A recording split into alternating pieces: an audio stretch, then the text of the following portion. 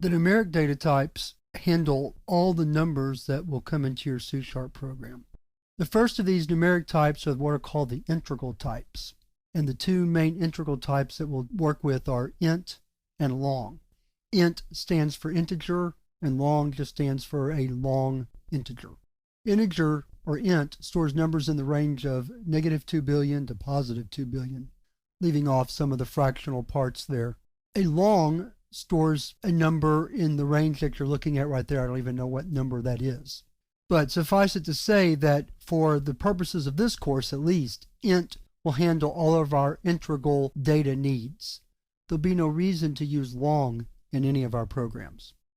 After int and long, then we have the floating point types, float and double. The float has a range or will hold a number 127 digits after the decimal point. That's a very precise number.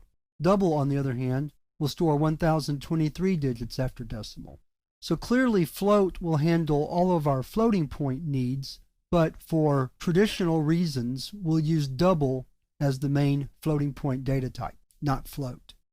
Another integral type is the byte. The byte stores a small number in the range of -128 to 127. We'll very rarely use this data type, if ever.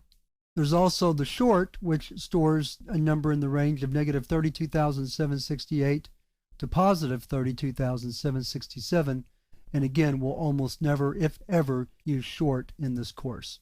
And then finally, we have the char data type.